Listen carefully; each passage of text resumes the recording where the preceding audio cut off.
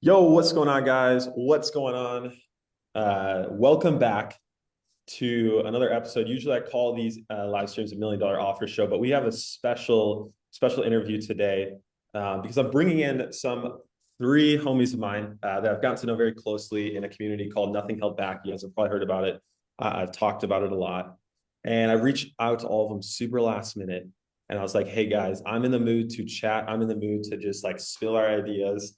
And I one of the mainly start with Ben because whenever Ben and I are on a call, we just go back and forth and we're just hyping each other up, all this stuff, and people seem to get value from it. And so I said, hey, let's bring in some of these killers in the game that some of you guys may not know about, but are behind some of the biggest offers out there, have helped launch some, worked on it, consulted on it. You've seen their work, you may not have seen them. And so I said, hey, let's bring all you guys in, let's have a conversation and kind of show everyone who's listening here what's possible, how everything is really easy and how it's easy to launch your own offer, how it's easy to work with clients and have boundaries and still enjoy it. And these three guys have mastered it from my perspective. And so, hey, welcome guys. Welcome Ben. Welcome Daniel. Welcome Philip. Super happy that you guys are here and excited to break this down. Thanks a lot. Great to be here. Thanks for Yeah, having us. cool. This is exciting. Yo, what's going on, man? Let's do it. All right, quick intros. I want to go around so people know who you guys are, where you come from.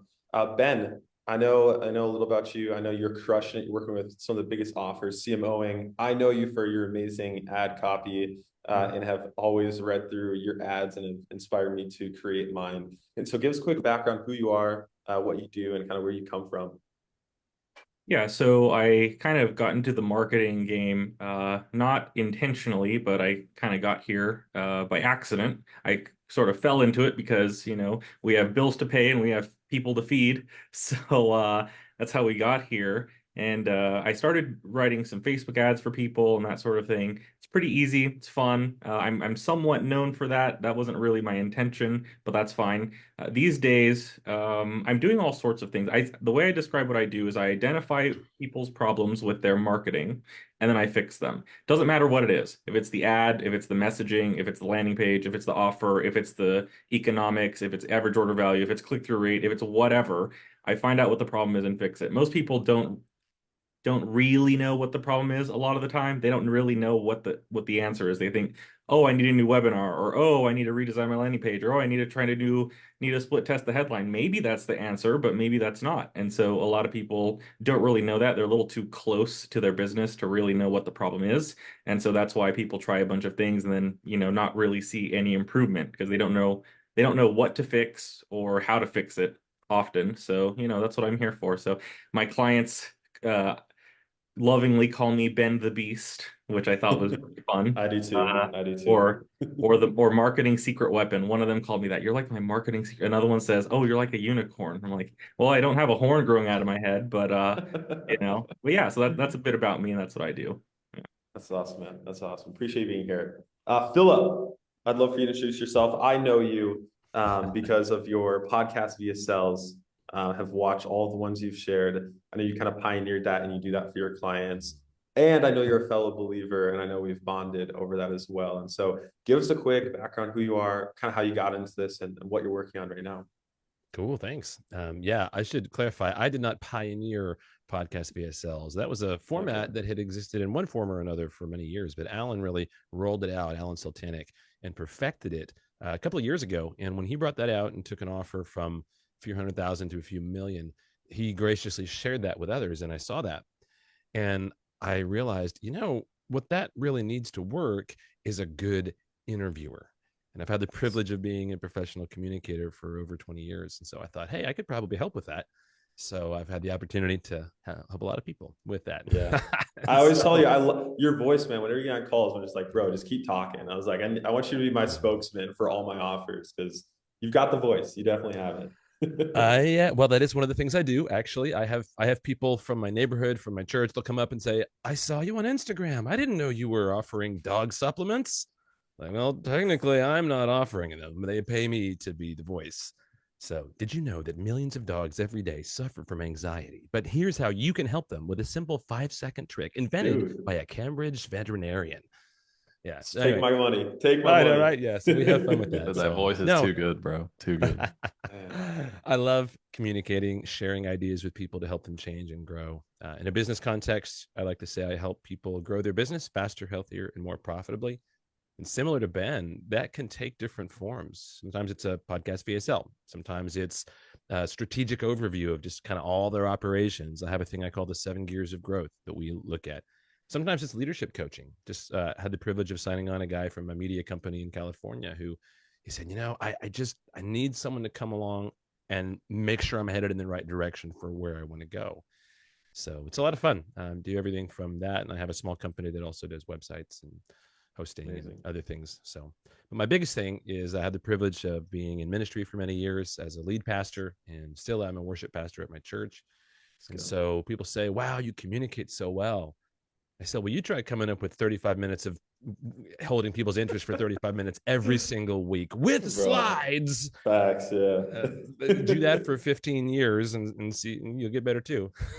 Man, that is so true. Anyway. Well, I appreciate you being here. And I right now I'm learning how to do short sermons just at our youth group.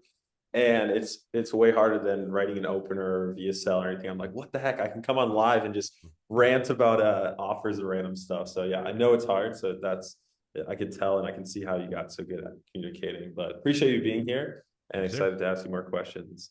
Neef, to kind of tee you up a little bit here. We've had the pleasure of, we've tried to work on projects together. Sometimes we've always somehow gotten a client who just doesn't take our stuff and we end up it's just a messy thing. But one of the things I took away from you and you helped me with is my boundaries. And I always want to give you a shout out for that. Cause I mean, you remember me, even just like a year ago, I was very nice. I didn't have those boundaries.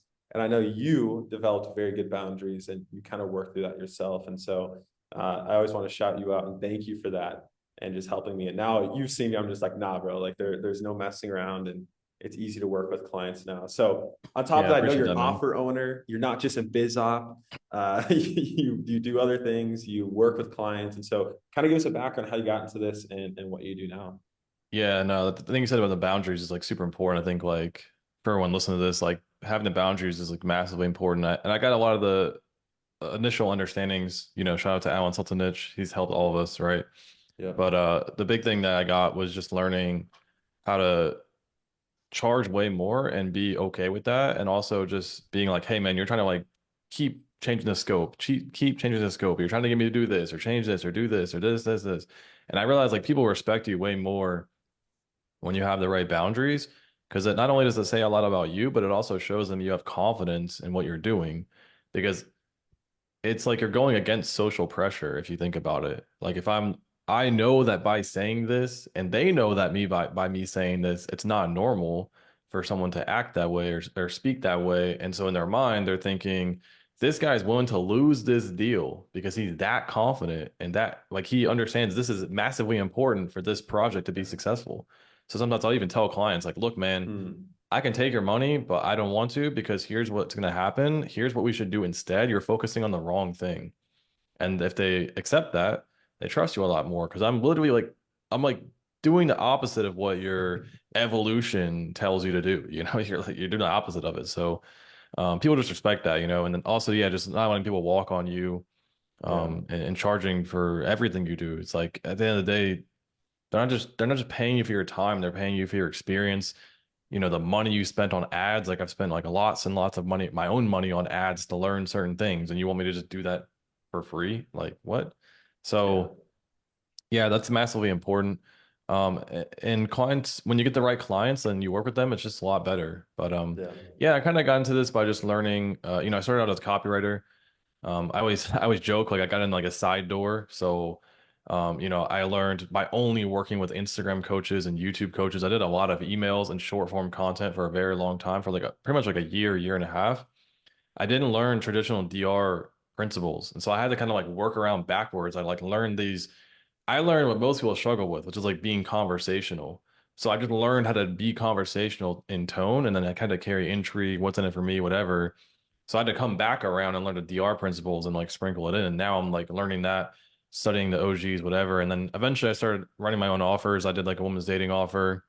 Yeah. That eventually did just cross 100,000 in revenue a few weeks ago. But that was across a year, right? That was but but that was across a year, right? But again, it's just like one of those things, like I just did it on the side along with clients. And I realized that by doing this, I learned so much about writing upsells, offers, pages, optimizing things. I probably rewrote my upsell page like 20 times, my ads like 30 times. I wrote so many things over and over again. And I learned that clients respect you a lot more when you're working on stuff over here and you have your own thing. And now I have like a men's dating offer that I'm working on as well. And I've just been doing freelance for clients as well. Like, Yeah.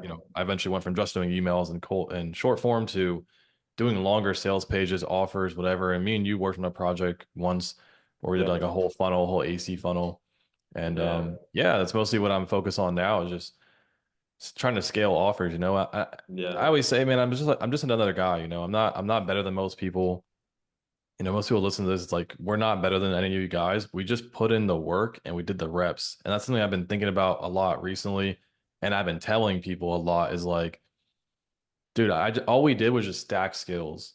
Yeah. First, we learned how to do what's in it for me. Then we learned how to carry intrigue. Then we learned how to do transitions. Then we learned how to do, subject lines. We learned how to do headlines. And we learned how to write openings. And we learned how to do this. We learned how to do upsells. We just put it all together. And then eventually, when you have all these skills, you're really good. But most people just look at the end product and they're like, oh my God, I can never get to that point. And it's like, it's Yeah. not true. All you're really doing is just compounding skills, really. Yeah. So sorry, go ahead, Ben. Go ahead. Oh, yeah, and I was gonna say, I was having this similar discussion with my younger brother, and he knows, what I'm doing online, and I'm making, a good amount. So he's like, "Oh, I want to do that. I want to be like you," that sort of thing, which is always nice to hear from your little brother. But I told him it really kind of boils down to two things. One is having a high degree of skill, and people knowing. Like it's those two things together. Like if you get both of those parts, it's easy. Like just money just comes in. I have people referred to me. People reach out to me and say they were referred to me by someone I'd have no idea who they are. People are just referring to me all the time. And that's it, but it's very easy to do that. You develop skills. You can start with one skill, get good at one thing, do it to a very high level. Not just not at a low level. Most people when we start out not very good at something. So you have to put the reps in, get good, but also study. And whenever you study from good mentors and good materials, it's way easier to get good very quickly. And then once you have that, get known. And it's very, very simple to do that. And with social media, it's easier. Like I think about how easy it is these days to make money compared to 100 years ago, 200 years ago, 1,000 years ago. It is so incredibly easy these days. Yeah. That's all it takes, skill plus being known. A lot of people are known.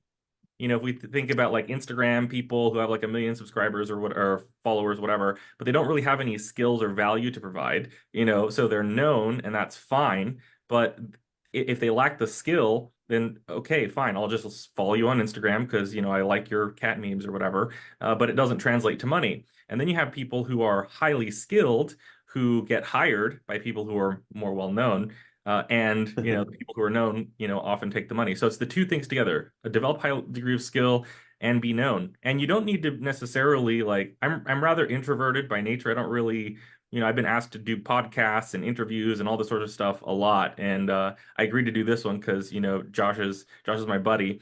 But I mean, you don't have to like constantly be posting all the time, making all this content or whatever constantly to be known enough to meet whatever income goals are. You don't really need many clients, to make a good amount of money. So those two together, skills plus being known. Yeah. Yeah. Yeah. I was on a podcast recently and the guy was like, oh, how do you like get clients? And the person's asking me. And I was like, yeah, I mean, it's two things. It's like, you have to do good work, then you have to get good at sharing it. And I realized that there's a lot of people who do really good work. They have really good case studies, but they do a terrible job at getting people to see that, or they're just taking a screenshot and posting it. And like, they highlight the wrong things, the wrong, like, outcomes of what the work they did, and they just miss the mark, and so people just don't see it. It's like, oh, I have great testimonials, and I always talk to clients like, I have so many testimonials, I'm so good at what I do, but people just they don't see it, they just don't know. And so yeah, I agree with you. It's doing good work or being highly skilled and getting good at sharing it. Now I want to start this question off with you, Philip, and then I want to hear from the other two. What are your thoughts on like the whole thing with like client work versus offer ownership? Because I know mean, a lot of people do client work. I know for all of us too, kind of like the end goal or what we always envisioned is like, we want to own our own offers. We know there's more money in having an offer. That's what, that's what we see, especially for our clients. And sometimes that can put a negative light on having clients. But I know, Philip, you work with clients, like you said, you have them, you've launched some of your own offers, you do a lot of different things. So what is your perspective on thoughts on client work versus offer ownership? Can you have both? How do you look at it? That's a great question, and I love that you asked it.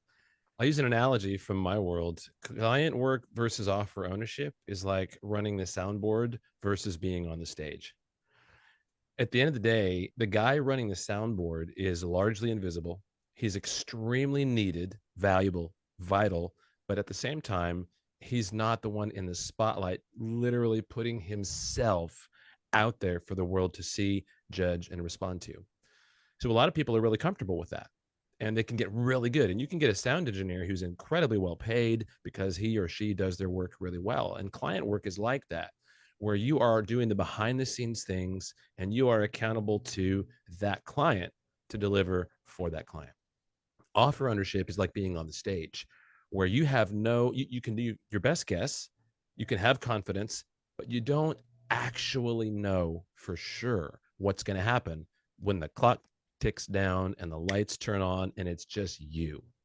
Now, one caveat to that, and I'm speaking out of my own experience, all the offers that I have kind of explored and worked on, it's all my own stuff, because as a content creator and a teacher and a highly creative person, I don't really want to devote myself to promoting someone else's ideas. I like mine.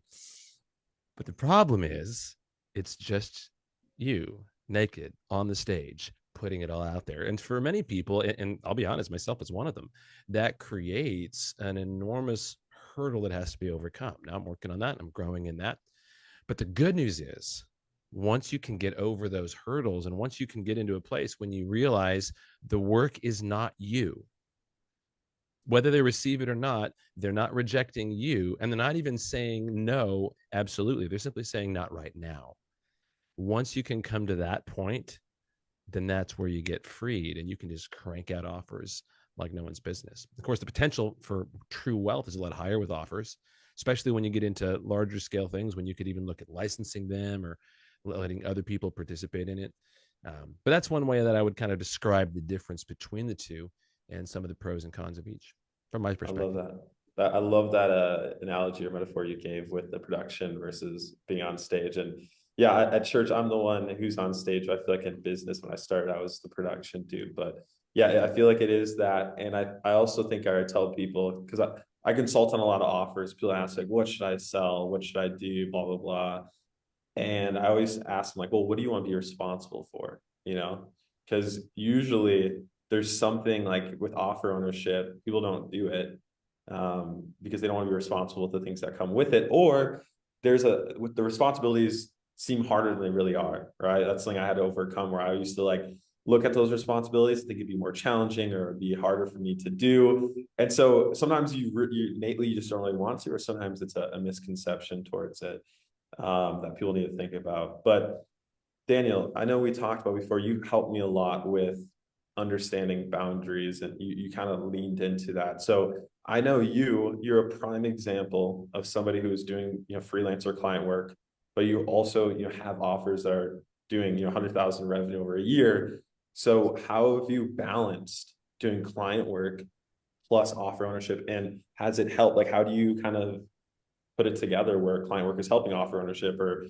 offer ownership is helping your client work? How does that fit hand in hand, and what's the balance you Yeah, find? I mean, it's a good question. It's never really gonna be a balance. Like for a long time, I got frustrated with it because it's like I would make a bunch of money with the freelance stuff, and then I would start working on my offer, and then I'd have a bunch more, because when you start doing good work with the freelance stuff, it's like more and more people want to work with you, or like clients come to you and they want more projects, and then I'm constantly pushing off my own stuff.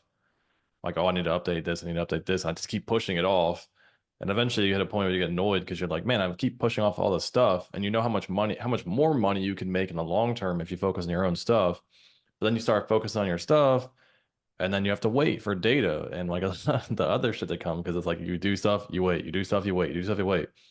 So it's like this ebb and flow, and I've had to learn over time how to like balance the two to where I say no to a lot of projects, but I say yes to certain ones.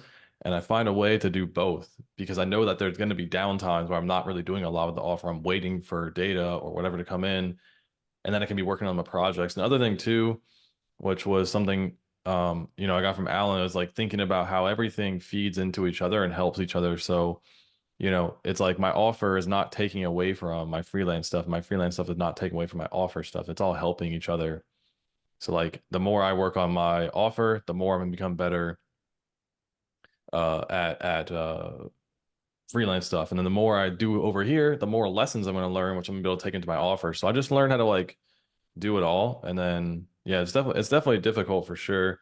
But something I want to comment on, which is what Ben said earlier, is like in order to be really good at this game, you have to have skill, and people have to know about the skill you have. And I wrote a note down because my brain is very chaotic, so if I don't write it down, I'll forget.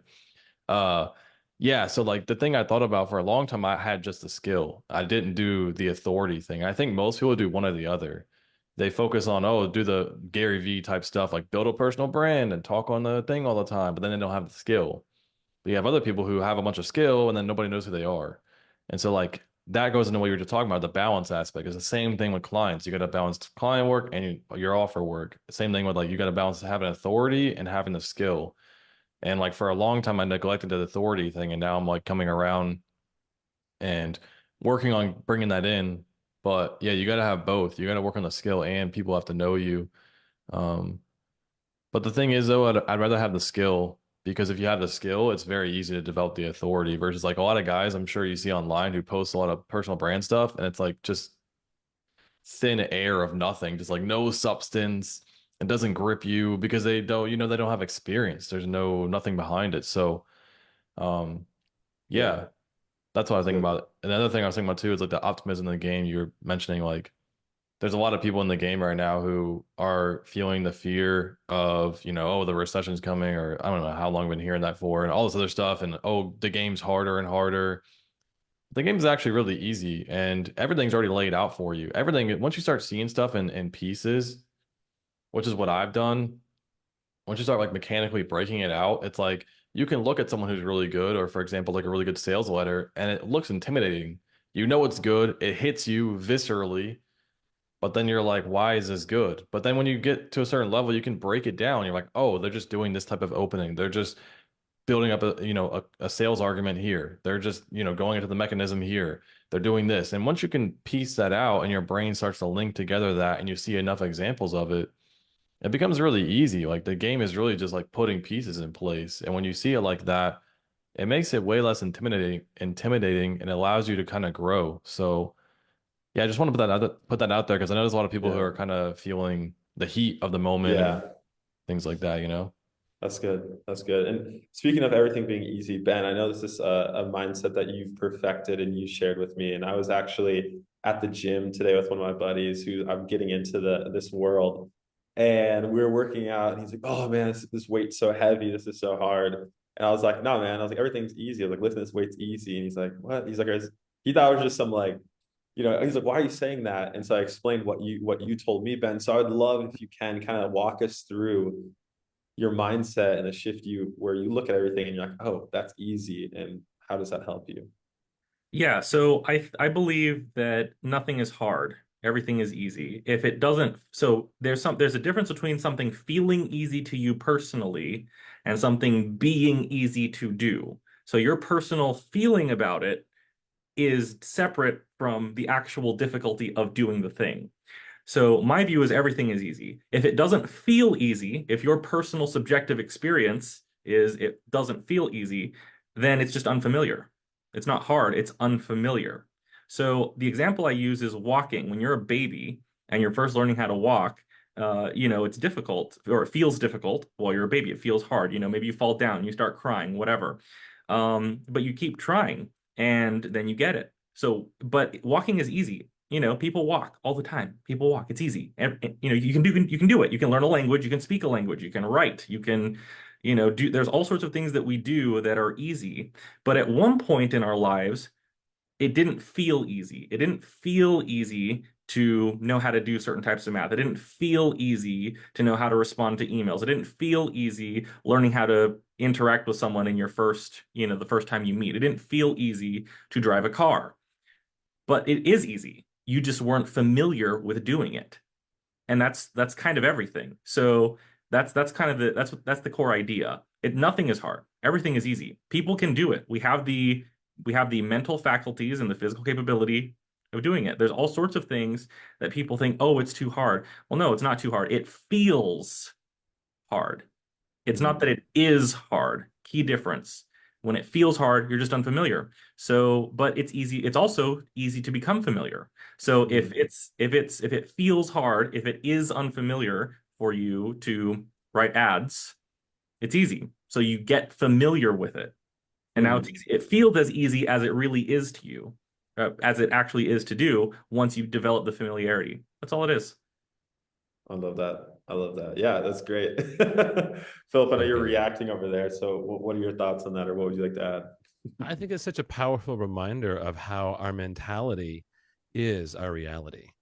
The more we are able to frame things in a way that is conducive to us actually taking action on it, the more effective we're going to be. I like to say the words we use create the world we experience. And so, yeah, I love the way that Ben framed that. And I think it's such a powerful principle.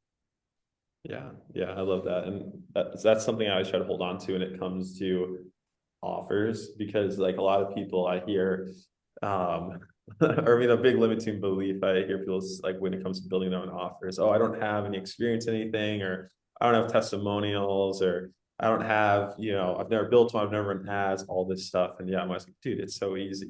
There's ways to get familiar with it and get into it. So yeah, Ben, I love that. Yeah, I was thinking, like, when did I make that post? And I actually remember what it was. I was doing a fast. I would think I was like 5 days into my do a 7-day fast. And I think one of the reasons people don't fast is because it's intimidating. And the reason it's intimidating is because it's unfamiliar. They haven't done it before.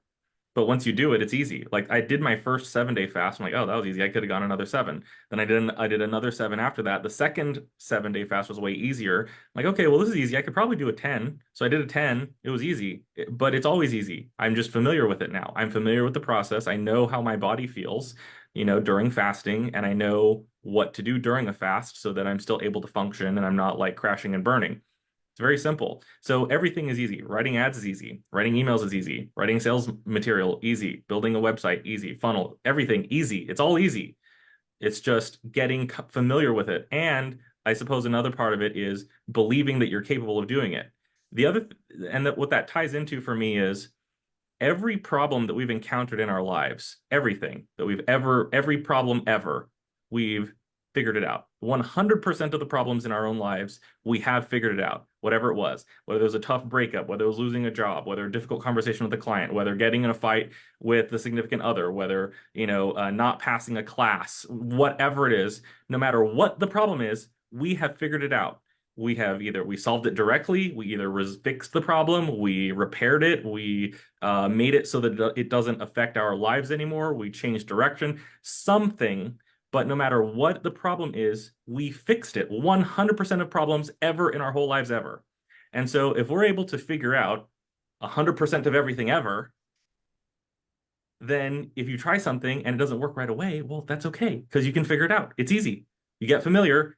If everything is easy, if all it takes is getting familiar, and every problem in your whole life you've solved 100% of the time, how is it not easy? It's easy. You can do it, right? And a lot of people just kind of lose sight of that. So whatever difficulty you've gone through, I mean, there's building a website, building a funnel, building a product. That's not as hard as some of the crazy shit that people have dealt with in their lives. Like if you've gotten through some of that other sort of stuff, walk in the park. Walk in the park. Yeah, that's so true, man. You mean that building a funnel isn't like going to war? Is that what you're trying to say, man? I thought this was way harder than like working out, bro, or like going and fucking fighting, dude. Like, what do you mean, bro?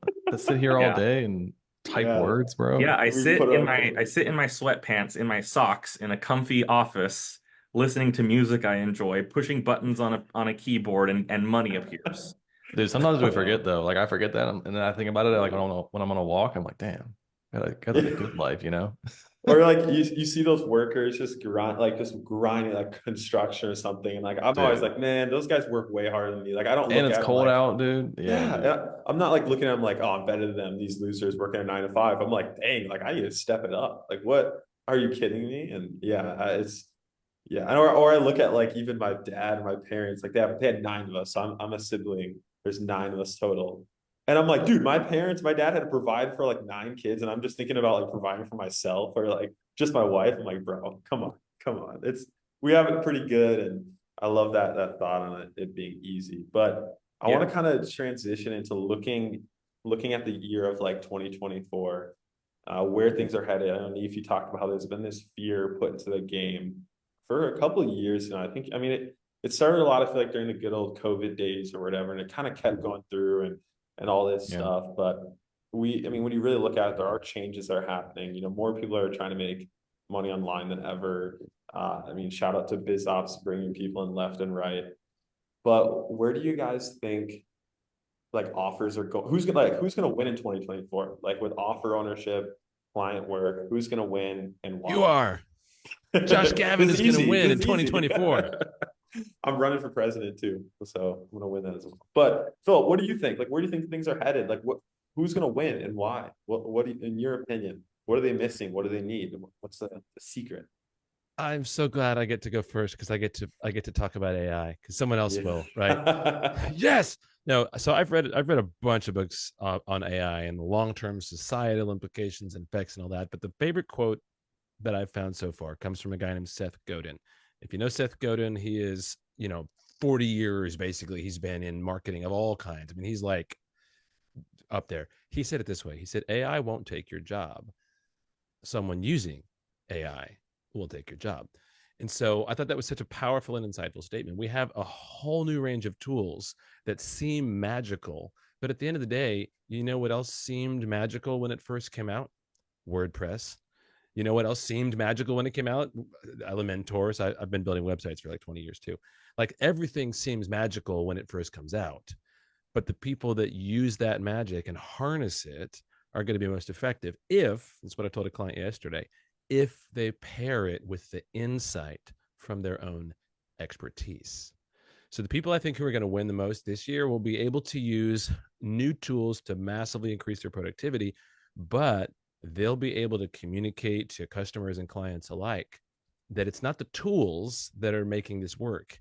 It's their own way of using the tools, their own personal insight.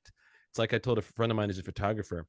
She said, someone told me, wow, these are great pictures. You must have a really nice camera. And the response to that was, that's like telling a chef, wow, this tastes really good. You must have really good cookware. It's not the cookware that does it. It's your insight and expertise to use it effectively. That's who I think are some of the people who are going to win in this year. Love that. Ben, Neith? Yeah. So as far as, I mean, I believe, correct me if I'm wrong, many of the people who might be tuning in are like, they're either trying to get clients or kind of get their funnels up and running, that sort of thing. So I think about this a lot. What do they need to get there? Well, so one is we talked about skill and being known, but also there has to be some form of differentiation. So the reason anyone pays attention to anything is because it's different from whatever they already know or see. So in order to differentiate, there are many ways to do it, but one of the best ones is having a way of explaining what it is you do that's different. And I mean, so this kind of comes to the concept of unique mechanism. So the example is like for unique mechanism, real quick. So let's say there's a weight loss pill that says, take this pill, lose weight. When it's the first one, it sounds fantastic. Once there's a whole bunch of people selling, take this pill, lose weight. Well, now it's harder to stand out. How do you sell yours? So you can differentiate with specificity of claim. And so this is from Eugene Schwartz, Breakthrough Advertising. You can differentiate with specificity of claim. So now instead of saying take this pill, lose weight, now it's take this pill, lose 10 pounds in 30 days. Now that's much more specific and it stands out. So now it gets more attention. But then everyone starts doing that. Everyone starts saying, take this pill, lose 10 pounds in 30 days. So you can amplify the claim and say, take this pill, lose 100 pounds in 3 days or whatever. It eventually reaches a point where it's not believable. And so once it's no longer believable, then you have to differentiate. Rather than expanding the claim, you can differentiate by mechanism. So you can say, take this pill, lose 10 pounds in 30 days because it contains Garcinia cambogia or whatever. And so mechanism is very important. And then you can also further expand it to specificity plus mechanism. And then there's also just whenever the market reaches a high level of awareness, then you can get attention by pointing out their lived experience. Like, hey, you've tried all these supplements. Everyone says everyone promises to help you lose weight, but nothing ever seems to do it. What's the problem? Why doesn't it work? And so you relate to kind of their experience there. So that comes to a market awareness level. So I think with many areas, we're kind of reaching a point where we need mechanism or we need to be able to point out the lived experience of the person to stand out. And so like if people are selling copywriting services, for example, a long time ago in a galaxy far, far away, there weren't that many people selling copywriting services. So it was relatively simple to say, I'll write you ads and emails that'll increase your conversions and get you new customers. But now a whole bunch of people are saying that. So how can we differentiate? We differentiate with specificity of claim, differentiate with mechanism, but you can also differentiate with offer. And so this is what the automatic clients funnel does, is we offer a low ticket offer that's easy to say yes to initially, and then it establishes trust and credibility. So that way they are prone to buy the next thing. So low ticket offers, whenever we think of them, in a classic sense, we might think like a $3 or $5 or $27 or $49, whatever. But there's also low ticket offers. It's not strictly the price point. It's the ease of ability to pay without worrying too much about, the loss of the money. So for selling to a business, a low ticket offer might be $500 or $1,000 or $2,000, and so, I have in the past offered, services for $500, a simple service, and that gets me the relationship. And then that turns into a $50,000 a year client who's $50,000 from that client to me in a year.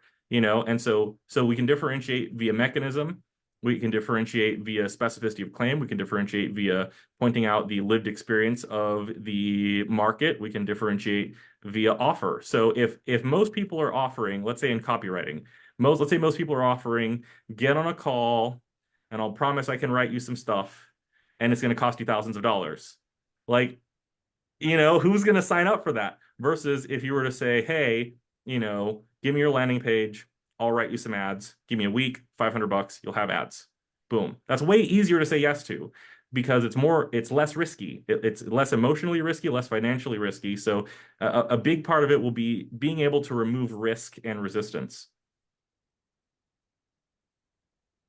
That's good. Yeah, that was deep, bro. Goddamn. That was good. Yeah, up in all the fucking fire, and then I That's gotta what she go. said. Like, God damn, Love bro. that. Love that. No, but everything you said is really important. I always say this is something I say to people a lot, like newer guys. I'm like, look, man, like, you as a freelancer are also a funnel. And so when I tell people this, they're like, what do you mean? I'm like, well, you're sitting there building funnels for clients, not realizing that you also are a funnel. Why are you pitching a high ticket immediately? Yeah, that could work, but when does that usually work for your clients? When it's like warm traffic or referral, they know who you are. Same thing for you. It usually only works when you know the person, you have a bunch of authority, XYZ. When you don't have that, it's a lot easier to, if you're a funnel, have a low ticket, then a mid ticket, and then a high ticket. And that's how I viewed it for a very long time. Because like I said, I came in the side door of direct response. So I didn't really have job boards. I didn't really know much at all. I basically had to bootstrap my way to success. And one of the ways I did that was I made my first 6 figures online with like just cold email, which is like crazy. And the only way I could stand out was because there was tons of people that were like doing agency stuff. There was like, web designers, all these people were hitting them up. And the only way I was able to find this like pocket of the market was one, I found coaches on YouTube and Instagram. And this was like a year and a half, 2 years ago when nobody was really talking to these people. So I applied DR principles to these influencers who had a ton of goodwill, but none of the other marketing principles.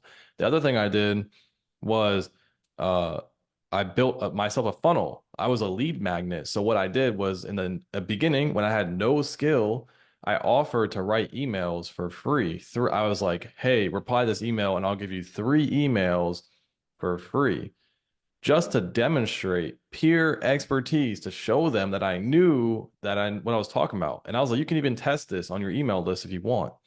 And then usually after I did enough outreach, I would get people who would apply. And I'd be like, cool, let's jump on a call. We jump on a call. And then even then, I still would not pitch them immediately on a high ticket. I would baby step it. I'd be like, all right, cool, let's do what I call a discovery project, which is like anywhere from $250 to $500. I'm like, it's either emails or ads or like some small project where I can build trust. So I would pitch them on this grand idea. I'm like, we're gonna do this, we're gonna build this funnel, we're gonna do da da da da da, and then I'd peel it back. Because a big part of this game is doing not what everyone else does. So everyone else is like trying to go for the kill. I would tell them this grand vision, and I would peel it back and be like, but wait, let's do a small piece of the puzzle first, because I want to make sure we have a good relationship, we build trust. And then me saying that, they're like, what the fuck? Like, who is this guy? You know? And so I would do that. And that's how I got so many of my first clients.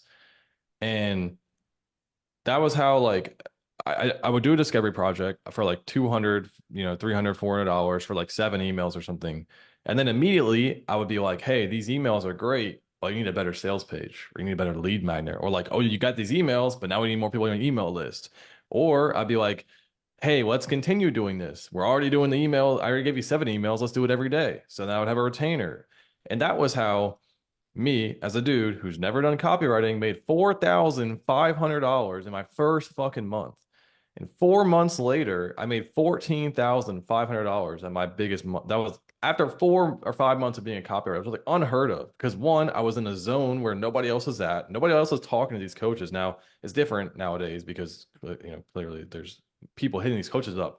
But the point was, I found a pocket of the market and I had a unique offer, and I viewed myself as a freelancer or as a funnel, right? So you guys can do the same thing. There's different, the market's different now. So you have to figure out what are those 3 pieces I just said and figure out how you can do that yourself. That's how you differentiate yourself and you stand out. And the other thing I was thinking about, what you said, which is like, how is 2024 different? So that was like for freelancers. So for offer owners, I think the main thing is like trust. Nobody really has any trust anymore, because everyone's just making these crazy claims. Oh, I help you make 6 figures, 10K a month. What? It's just like, it's not even like it goes right over the mind now. It doesn't even really register. So the big thing is like either setting up some kind of low ticket or some way to like build a relationship with the person. And once they're on the back end, you have to really put effort into what I call like engineering the relationship process. Like, it's not like you're just going to put them in, give them a fucking course, and then they're going to buy your high ticket. You really have to like develop a real relationship and get them to actually want to take action. And then once they do that, then you can push them into like high ticket and other things like that. So that's the big thing moving forward, is just like, how can you build trust, and how can you deliver a lot of value? And then how can you have a product that actually gets people results and actually is good, works, helps people, whatever. So like when I work with a client now, it's like I don't work with them unless they have a good product, like something that I'm like, I'm excited about it. Pretty much every client I've ever worked with, I'm like, damn, I want this shit. And yeah, so and one last thing for like the freelancers, little trick I found, when you want to write, the first thing I ever do with a client is I get on a call with them and I go, cool, why should I buy your product? And then they tell me, and I'm like, yeah, I still don't care. You didn't convince me. And I just get them to fucking convince me for like an hour. Like literally, I'm like, okay, but what about this? And they're like, well, no, this. And I'm like, okay, but then why wouldn't I just go use this guy's product? Well, no, because, and then you really start to pull out their like best arguments. And that's how I get like some of the best shit that I use for writing. Because by the end of the call, I'm like, damn, I want to join your pro. When I'm like, I want to join it, that's when I know they got me. It's usually about an hour, and I have the whole thing recorded, and now I have their best material. Yeah, so that's a bro, sharing the fire, bro. Keep that to yourself. My goodness. Yeah. That's so good. And one more thing, I know, Philip, you got to go here in a few seconds here, and I want to continue this conversation. Ben, I know you got something, but Phil, before you go, any last words of encouragement or anything you want to say? Just kind of tee you off well as you go about your day. Absolutely. What would you like to say as you hop off here? I'm in my 40s now, married with 3 kids, and I've watched so many people throughout the years, people I've helped, people I've worked with, go through different cycles in their business and in their life. So I would just say this to everyone building your business, growing your offer, leading your life. The habits you start today will define the person you are tomorrow. So make sure that the habits you're starting today will serve you well to build the kind of not just business, but the kind of life you want. It's great if you're in your 20s and you can grind 17 hours a day. But if that becomes your reality, that won't serve you well when you're older and you have other priorities. So use the time you have when you have it, but remember that the habits you choose today will define the person you are tomorrow. Make that person the one that you want to become. Amazing. Thanks for having me, guys. It's been great to be here. Sorry, I got to go for a client call, but y'all are awesome. Crush it. Keep Love you, rocking. man. We'll see you next time. Later, bro. Love you, brother. Thanks Yeah. for jumping on, dude. Thanks for jumping on. Awesome. And also, as Philip jumps off here, guys, if you're watching this, you have questions, go ahead and drop them in the chat here. If you have questions for Neef, Ben, myself, feel free to drop them below. Anything with client work, offer ownership, anything like that. We have it up. We'll be looking, either replying right there or talking about it here. But Neef or Ben, what questions do you have? I know I've been here asking my questions selfishly, but what are some thoughts or questions you may like to propose or steer this conversation towards that maybe I haven't hit on yet? Well, oh my goodness, how long do we have, right? We could be I here all mean, day. So yeah, as long as a you few want. things. I'm just gonna rapid fire. Feel free to interrupt me. So I was looking at the Okay. chat here. Someone says offers are hard when you have never done it for yourself. Okay, so I want to correct that. It's not that it is hard. It only feels hard. It isn't hard. I'm responding to the chat here. Next Yeah. one, someone said, I've been through divorce. I can build a funnel. Yes, exactly. Absolutely correct. That is 100,000% valid. That's I mean, awesome. it's as simple as us putting up some web pages, you know? Like, yeah, we have to think about what you put on the page or whatever, but there's all sorts of web pages. People are putting on web pages all the time. It's really, it's easy. It's easy. Okay, so few other things.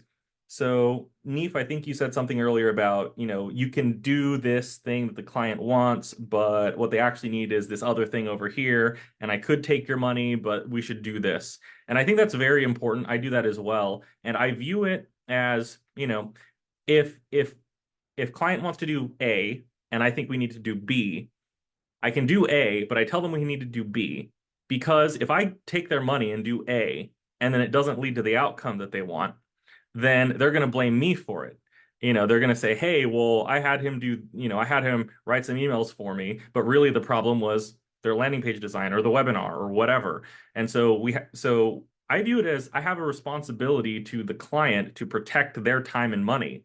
Almost like a fiduciary type of deal. Like, so that's very key. And also what's very interesting is a lot of people they don't know what to do. They want someone to tell them what to do. What is the best thing for me to do right now?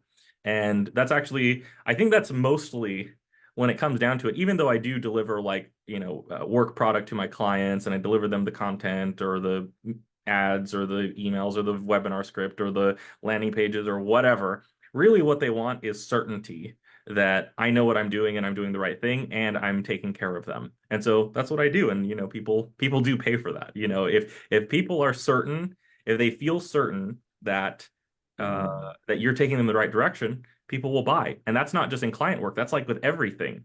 If people believe that they will get the outcome, or they have a very strong, high likelihood of getting the outcome because they buy your stuff, then they'll buy. If they don't believe that, then they don't buy.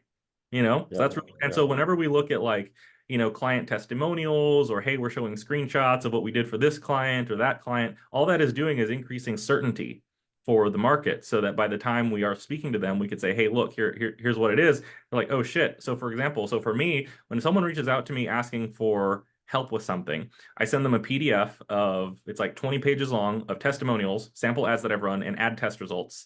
And I have I have a video, I have some videos of clients saying, hey, Ben took me from 40,000 to 112,000 in 1 month without increasing ad spend.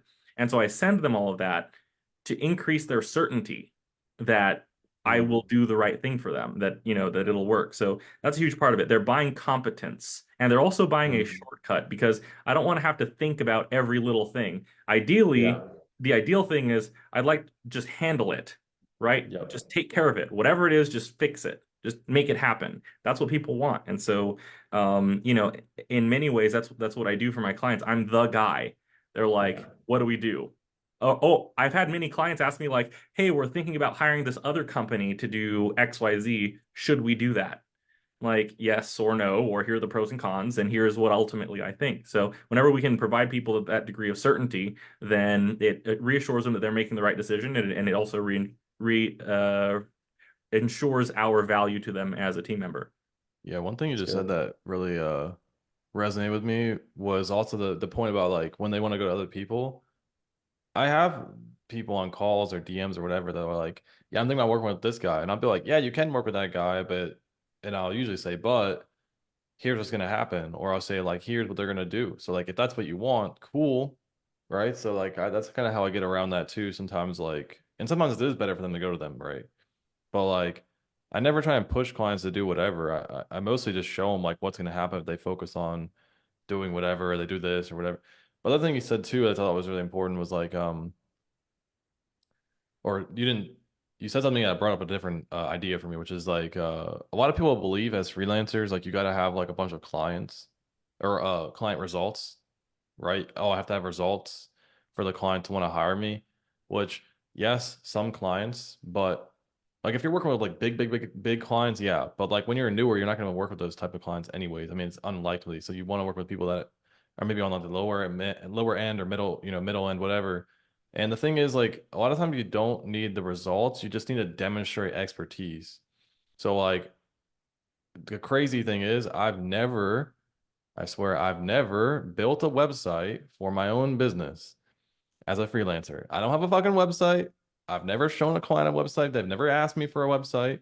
It's like mind blowing to some freelancers. Like, what? They've never asked you for. I've never shown a single fucking testimonial.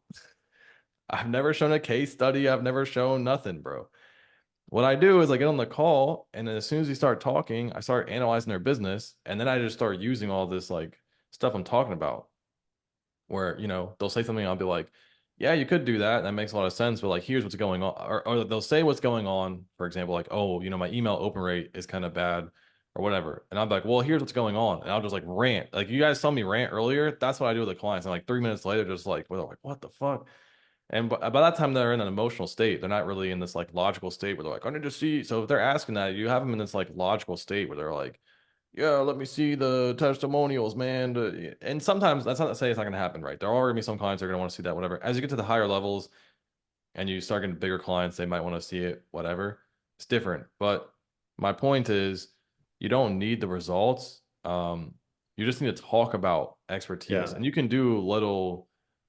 I probably won't say it anyways. You can do certain little things and say things a certain way to make it sound like you have worked with people, even if you haven't. So I'm not going to share that. Yeah, it's dark blurred. We don't. This But is you a can say Christian certain things and podcast. do Come on, certain me. If this is a Christian interview podcast, Yeah. just kidding. Well, I mean, technically, it's just you're just yeah. changing the words. But no, I mean, the thing is, they just want to know that you're not like a dummy, and you're not going to like Yeah. mess up their whole list. So you just you Yeah. can say like, hey, Yeah. man, like uh. Here's an example, right? A less bad example, right? So a better example is, for example, they say, oh, you're gonna come in and do email marketing. It's like, hey, by the way, when we work with you, we're not like most marketers where they're gonna come in and they're gonna burn your list and just send a bunch of promos back to back to back, and then after 2 months of working with them, you're no longer gonna have you say all these things, right? And by virtue of you saying that, that means that you are not that category. Like you're not a bad marketer, because why would you, you know what I mean? Why would you talk about it if you're that guy? And so it makes it sound like you have experience with clients, even if you don't, because how would you know that? The only way you would know that this happens to clients is if you've had clients before and you've seen it happen. So you can say little things like that that register in their mind as like, oh, this must be a guy who works with clients. So that's what I mean by like, you don't have to have results. You can just, I would just say things that only a guy who has worked with clients would know about. And by virtue of doing that, you get around the whole, do you have client talk? And then also too, like in terms of not sharing testimonials, like even nowadays, I'll just mention stuff. I'm like, oh yeah, I was just thinking about that because I have a client that I was working with. He was struggling to scale past whatever amount, and now same pro. So I'll say stuff like that. So that's the other reason, a way I get around it too. Yeah. Speaking of testimonials, and I know there's more questions in the chat. I think Ben, you're looking at them maybe, but we could hit on those. But when it comes to testimonials on offers, guys, like I speak to so many people and they don't launch an offer like specifically even like an AC style funnel, because they look at Alan's AC style funnel. There's all these testimonials. They think that's why people are purchasing those products.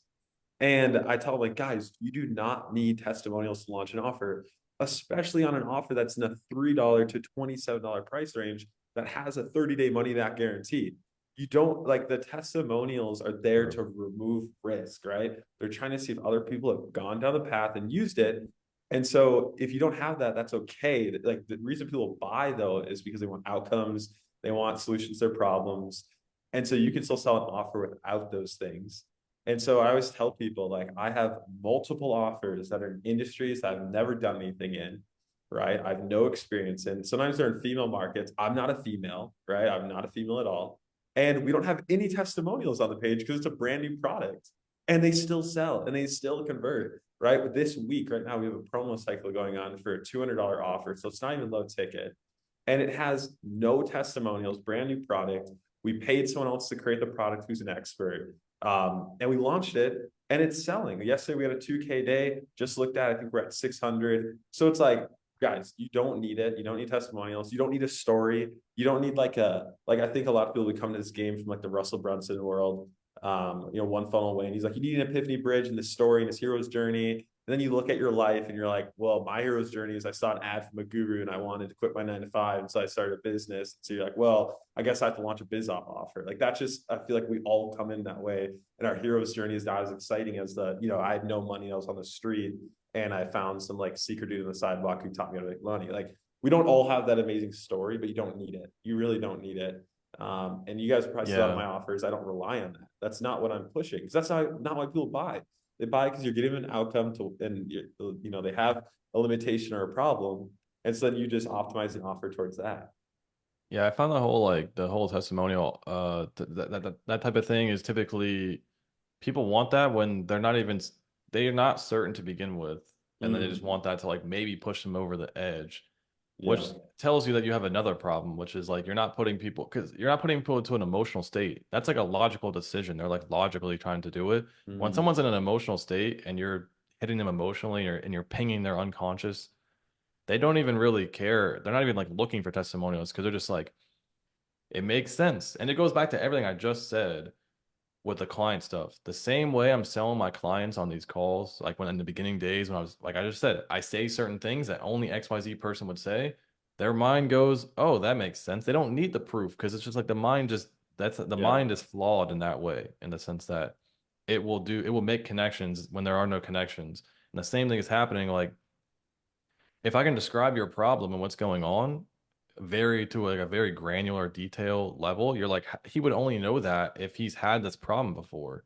So you just by virtue of that, you believe that I've had the problem and you want to buy. So it's just, there's a lot more to it than just most people who are like, as long as you have a great offer and great testimonials, people are going to buy. It's like, not really, because people aren't buying for the offer. They're buying to get a transformation. They're buying to become someone. So you're really selling them this transformation, the person they're going to become, and all these emotional elements and the greed and the fear and the fears and all these other things that emotions you're hitting on are making it where the testimonials don't really matter. I mean, they can help. But my first offer, the women's dating offer, I never had testimonials and I still don't have testimonials. So this is a blank. It's literally a blank. Everyone's like, "Oh, the design's really important." It is literally just like one of those old TSLs that's just like straight out. Like it's got like the sides ugly. And then like the middle part is like the TSL. That's literally all it is. That's crazy. That's so cool. Yeah, I saw an offer. It's like a language market I was running, and it's crushing. And it's like a VSL, this crappy page. It's like running to teach people like Spanish people how to learn English. No testimonials, nothing, no story. And I was like, dang, like this is crazy. But yeah, it can be hard because for a lot of people watching this, and a lot of us when we first started, our skew of the market's so small. Like we just see this small sample size of gurus and offers, and we only see biz op offers, or we aren't looking past that. And so that's where I feel like a lot of the fear can come from too, is like, how can I be better than this guy? How can I make a bigger claim? He has more testimonials. I'll never be Alex Hormozi, blah, blah, blah. But then there's some dude who's running a language learning offer, no face on the offer, just pulling in so much money, and his offer is going to last longer than all the gurus because the language is not going away, whereas the AI agency probably will. So yeah, I think that's just a big thing that stops people from launching an offer. And I've tried to prove it time and time again. And another example too, and then we'll hit on some questions and we'll wrap up in 10 to 15 minutes here. But one of the offers we launched for a guru that has crushed and shared results on, if you look at the page, it's disgusting, it's ugly. There's no picture of him in his Miami penthouse. There's no picture of him with his car.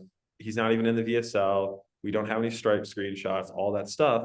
And I did that on purpose to prove that on cold traffic, without those things, you can still sell an offer like that. And it still worked. And so people are always like, well, the offer worked because you have gurus have a big name. And I'm like, no, like my gurus are people on Upwork or, Udemy or, and if they are a guru, sometimes I don't even put them in the funnel.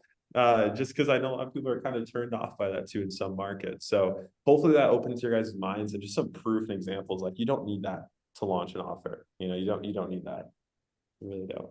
Well, and there's different pockets of the market. One last thing is there's different pockets of the market. So like some people are going to respond to the whole hyperclaim cars, this, but those are also usually not the best customers. So yeah, you can appeal to different people in different segments of the market based on the way you speak and the languages you use and things you say. And so, yep. Somebody asked, what are the first tests or what tests do you guys do to validate an offer?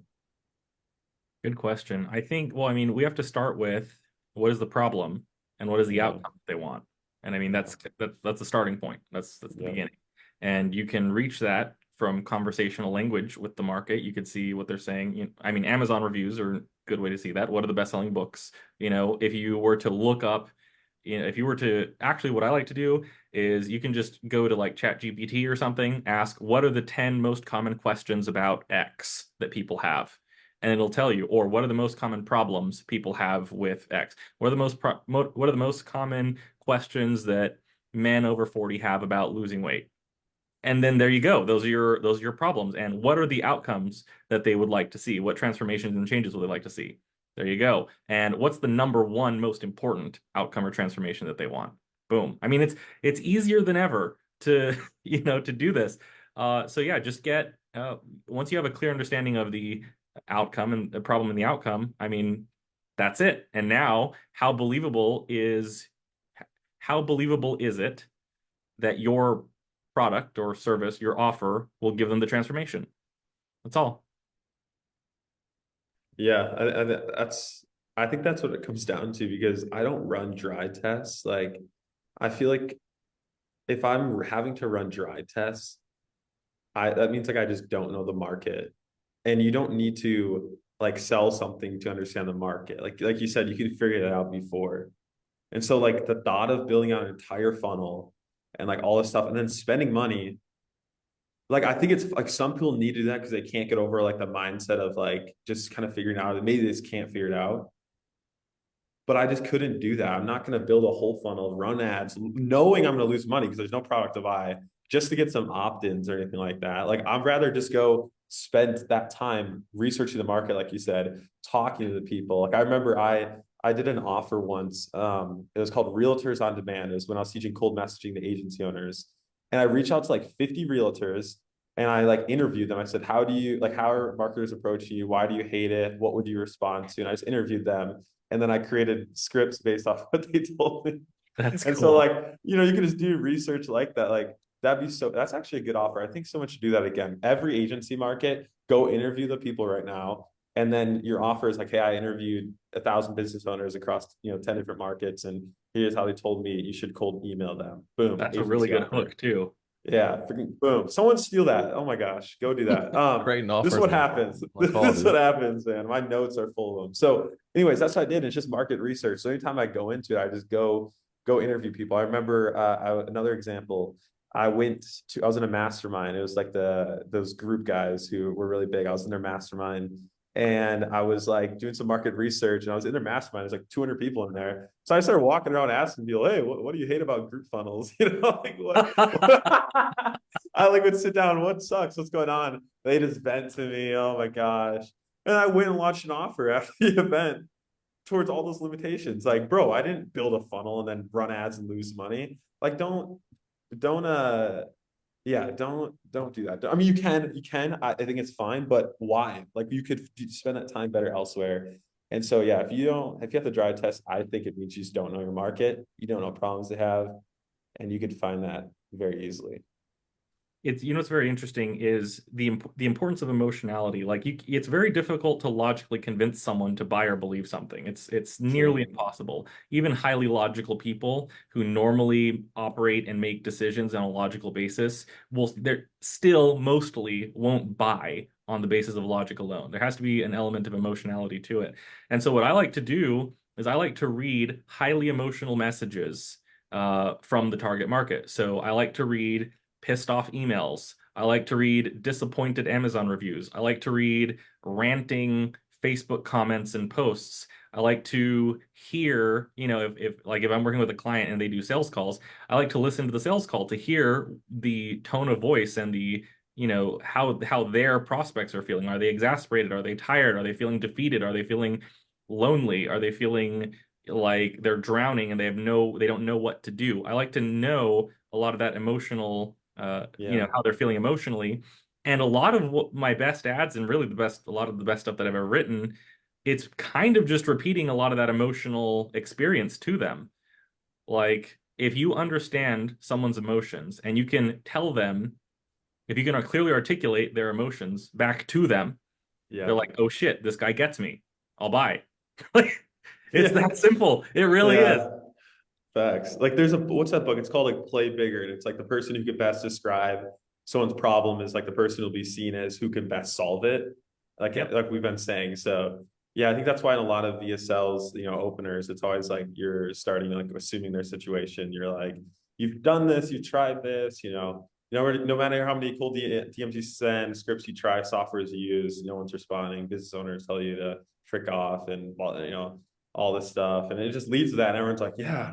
Oh yeah, I get that. It's like, boom, offer. So once you do that agency one, I really like that. I'm just too lazy to go interview those people right now, but somebody should go do that. That'd be good. I'll give you my domain, Cold Messaging King, so you guys can bring it back. Bring back the offer. Okay, what other questions do we got here? Let's look. Someone says, how much can Neef bench? Neef? Hmm. Uh, Honestly, I don't really do a lot of bench. I do like a lot of Free weight? yeah, I do like the dumbbell press. Mm-hmm. Okay, so how But much do you do for that? I don't know, probably if we were doing like one rep, probably like 225, 235. I don't know. So, More than you, whoever asked. there you go. There's your answer. I There's actually your responded answer. to that comment. I said I can probably bench more. That's what I said. Yeah, buddy. Okay. And you woke up from Okay. your fucking dream. All right, so we're All gonna right. do it. Whenever we meet Yeah. up at some point down the road, we're gonna have a bench By that contest. time, I'm gonna be even more stacked. Like, what do you mean? I'm All not right, like let's Alan, go. dude. Let's I'll have do like it. boulder Let's go. shoulders. Holy cow. Holy cow. Okay, get some beef up here. All right. Beef with beef. Beef with beef. Okay. Well, guys, I appreciate you jumping on. There aren't any more questions for now. Thank you so much for being here. Everybody, I will make sure to tag Ben, Philip, and Daniel above this post if you'd like to connect with them and reach out and see how they can help you. If any of the things they said resonated with you and you feel like you want to go deeper, please shoot them a message. If you enjoyed this conversation, you'd like to see more of these, go ahead and comment just like a 1 below or something. Let me know, give us some feedback, and spam that like button. Guys, this was the most viewed episode we've ever done, most engaged, and so I appreciate you coming on here and being so open. And the blazer definitely helped with that, Ben. I still think you look like a pickup dating artist. So if I had to guess, you'd have a dating offer. So I think maybe that attracted the ladies. So I appreciate your Dude, it's always the peacocking. PUAs that have like the one Yes. blazer. Yes. It's great. So he's silent. He knows I'm telling the truth. But Yeah, I'm appreciate gonna you guys. steal your girl. Watch out. Oh shoot. Lucy, my wife, please don't watch this. But anyways, appreciate you guys for jumping on here. Wish you the best. Go crush it. And everyone watching, we'll talk to you soon, and go launch an offer because everything is easy. Peace.